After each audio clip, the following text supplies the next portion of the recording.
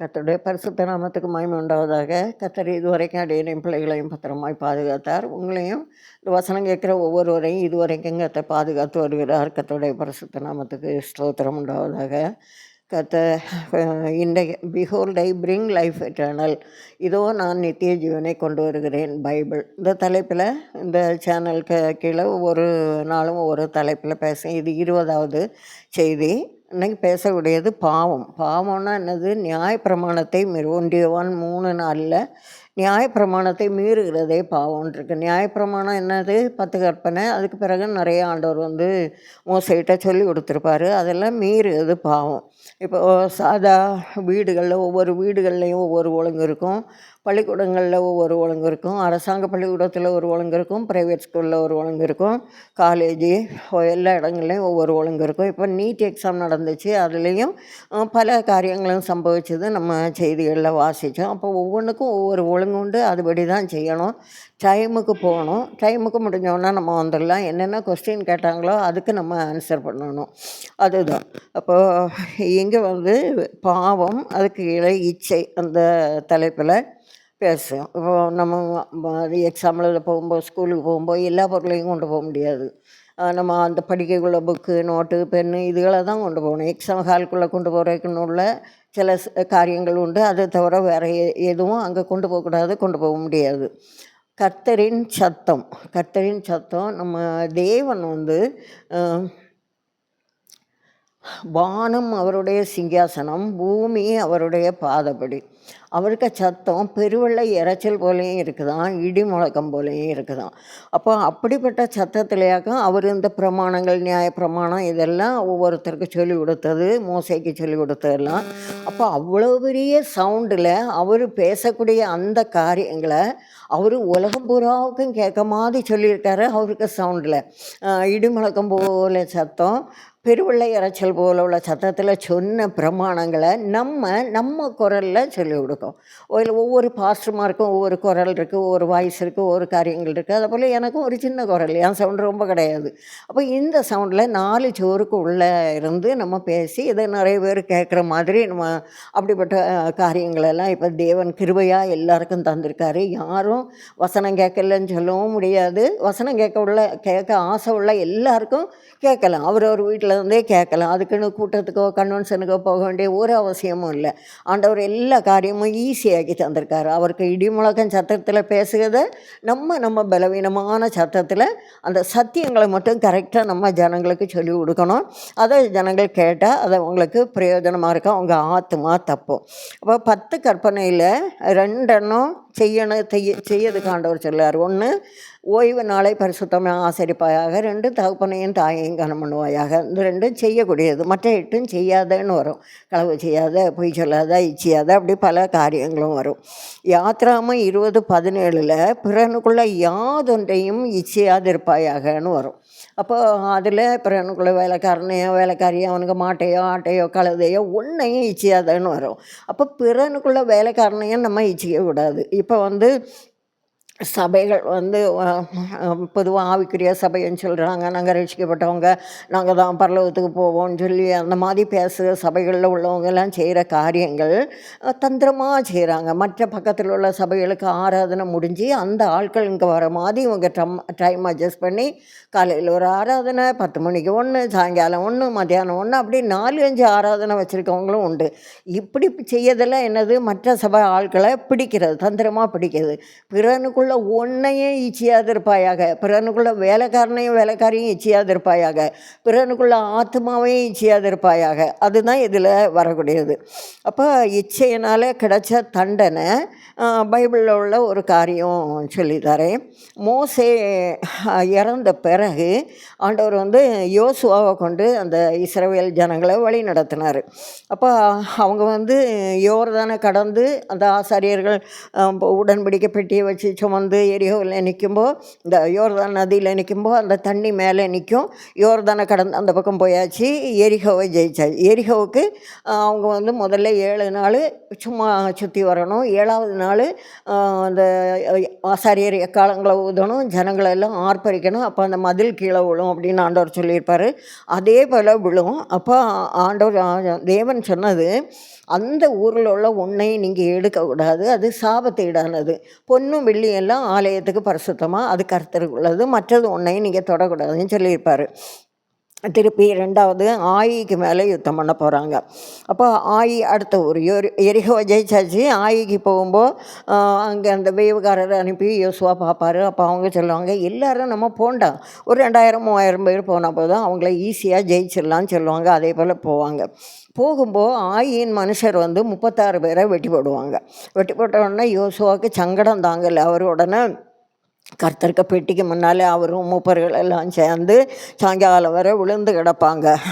விழுந்து கிடந்து தலைக்கு மேலே புழுதி அள்ளி போட்டு வஸ்திரங்களை கிழிச்சு அப்படி கிடப்பாங்க. அப்போ வந்து ஆண்டவர் சொல்லுவார், நீ ஏன் இப்படி கிடக்க? அந்த எரிகோவில் அந்த உடன்படிக்கையே மீறி இருக்காங்க, கீழ்ப்படியாமல் இருந்திருக்காங்க, அதனால தான் அந்த இப்போ திருடுனதும் பண்டமாடிக்குள்ளே ஒழிச்சு வச்சதும் உண்டே அப்படின்னு ஆண்டவர் சொல்லுவார். அப்போ சொன்னோன்னே கர்த்தரின் உடன்படிக்கையை மீறி இஸ்ரவேலிலே மதிகேடான காரியத்தை செய்தாங்கன்னு யோசுவா 7:15 வரும்.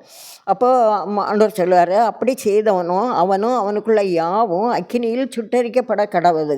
அப்போ ஒருத்தர் செய்த பாவம், சில பாவங்களை ஆண்டவர் மன்னிக்கலை, சிலதுக்கு மன்னிக்கைக்கு பலி செலுத்த சொல்லியிருக்காரு.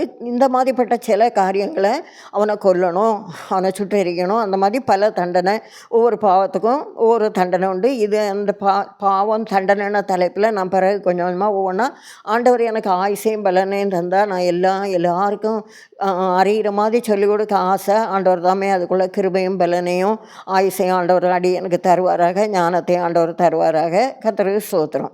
அப்போ இது யார் இப்படி செய்ததுன்னு சொல்லிட்டு இப்போ கர்த்தருக்கு அந்த அப்படின்னு சொல்லி அப்படி பார்க்கும்போது ஆண்டவர் வந்து ஒவ்வொருத்தரையாக கோத்திரமாக வர சொல்லார், பேராக வர சொல்லார். வரும்போது கர்மிக்க மகன் ஆகான்னு ஒருத்தனுக்கு மேலே சீட்டு விழும். அப்போ ஒன்று இவர் வந்து யோசுவா வந்து நீங்கள் வா, நீ என்ன தப்பு செய்தால் நீ எங்களெல்லாம் கலங்க பண்ணினி, ஆண்டவர் ஒன்று கலங்க பண்ணுவார் அப்படின்னு சொல்லுவார். சொன்னோன்னா அவர் சாவையும் சொல்லுவான். 21ஆம் வசனத்தில், நேர்த்தியான ஒரு பாபிலோனிய சால்வை, 200 வெள்ளி சேக்கல், 50 சேக்கல் நிறையான பொன் பாலம், அவைகளை இச்சித்து எடுத்துக்கொண்டேன். அவைகள் என் கூடாரத்தின் மத்தியில் பூமிக்குள் புதைந்திருக்கிறது, வெள்ளி அதன் அடியில் இருக்கிறது அப்படின்ட்டு சொல்லுவார். சொன்னோன்னே இவங்க உடனே ஆட்கள்லாம் ஓடி போய் அதை தோண்டி பார்ப்பாங்க, எல்லாம் அங்கே இருக்கும்.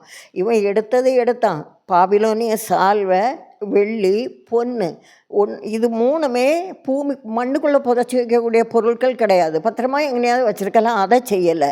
மண்ணுக்குள்ளேயாக்கும் புதைச்சி வச்சுருக்கான். எரேமியாட்ட ஆண்டவர் சொல்லுவார், உனக்கு கட்சியை மண்ணுக்குள்ளே நீ தோண்டி புதைச்சி வைக்கணும், பிறகு போய் பாருன்னு சொல்லார், அது கெட்டு போயிருக்கும். அதே போல் இவன் 3ஐயும் மண்ணுக்குள்ளே புதைச்சி வச்சுருக்கான். அப்போ இது பூமிக்குள் புதைந்து இருக்கிறது அப்படின்னு சொல்லுவான். வெள்ளி அதன் அடியில் இருக்கிறது. வெள்ளி எதுக்கு அடையாளம்னா, சங்கீதம் 12:6 கர்த்தருடைய சொற்கள் மண் குகையில் 7 தரம் உருக்கி புடமிடப்பட்ட வெள்ளிக்கு ஒப்பான சுத்த சொற்களாக இருக்கிறது. அப்போது அந்த வெள்ளி வந்து கர்த்தருடைய சொல்லு, பொண்ணு வந்து இந்த மகிமையாக உள்ள காரியம். நம்ம வந்து பொண்ணை போல விளங்கணும். அப்போ நம்ம ஜீவிதம் பரிசுத்தம் ஆகணும். நேர்த்தியான பாபிலோனிய சால்வை, அது வந்து நமக்கு போகிறதுக்கு, நமக்கு மூடுறதுக்குள்ள, இதெல்லாம் மண்ணுக்குள்ளே பூமிக்குள் புதைந்திருக்கிறது. பூமிக்குள்ளே புதைந்திருக்கக்கூடிய காரியம் இல்லை. கர்த்தருக்க வசனத்தை ஆகான் எங்கே புதைச்சிட்டான்? பூமிக்குள்ளே. வெள்ளி பொண்ணு எல்லாம் பூமிக்குள்ளே புதைச்சி வச்சுட்டான். அப்போ பூமிக்குள்ளே புதைச்சி வச்சா திருப்பி அதை கண்டுபிடிச்ச பிறகு எல்லோரும் போய் அதை எடுத்துகிட்டு வந்து எல்லாம் சேர்த்து ஐயா அந்த எரிகோவுக்கு அந்த பக்கம் போட்டு எல்லாம் கல் எறிஞ்சு அவனையும் தீ கொளுத்தி கொண்டு விடுவாங்க. அவனுக்குள்ளது, அவனுக்கு பெஞ்சாதி பிள்ளைகள், ஆடு மாடு எல்லாம் சேர்த்து போயிடும். அப்போது தேவனுடைய வசனம், வெள்ளிக்கப்பான வசனத்தை இவர் எங்கே வச்சுட்டாரு? பூமிக்குள்ளே. ஆகான் செய்த காரியம் அதான், பொண்ணு வெள்ளி எல்லாம் பூமிக்குள்ளே வச்சுருந்தாராம். அப்போ இந்த பூமிக்குள்ளே அவங்க நம்ம பொக்கிஷம் எங்கே இருக்கிறதோ அங்கே நம்முடைய இருதயமும் இருக்கிறது. இவர் திருடி இச்சித்து திருடி பூமிக்குள்ளே வச்சார். அவர் அதே போல் பூமிக்குள்ளே அப்படி அழிஞ்சு போயிட்டார். மத்தேயு 6:19-21 வரை அதை வாசித்தா தெரியும். பூமியிலே உங்களுக்கு பொக்கிஷங்களை சேர்த்து வைக்க வேண்டாம், பரலோகத்திலே பொக்கிஷங்களை சேருங்கள். அப்போ பூமியிலே உங்களுக்கு பொக்கிஷங்களை சேர்க்காதீங்க, பரலோகத்தில் சேருங்கன்னு ஆண்டவர் இயேசு கிறிஸ்து சொல்லார்.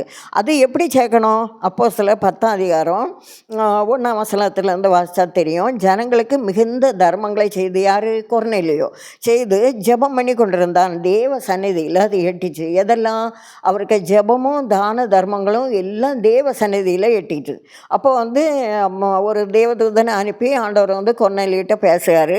நீ பேதுருன்னு ஒருத்தனை கூப்பிடு, அவன் நீ செய்ய வேண்டிய காரியங்களெல்லாம் சொல்லி தருவான். அப்போது நீ ஜெபம் பண்ணுக, நீ தான தர்மம் பண்ண எல்லாம் செய்கிறா. இன்னும் நீ நித்திய ஜீவனுக்கு வரணும்னா இந்த உலகத்தில் செய்யக்கூடிய சில காரியங்கள் உண்டு. அதை உனக்கு தெரியலை, அதை பேதுருவா நீ கூப்பிடு, பேதுரு உனக்கு சொல்லி தருவான்னு சொல்லி ஆண்டவர் சொல்லார்.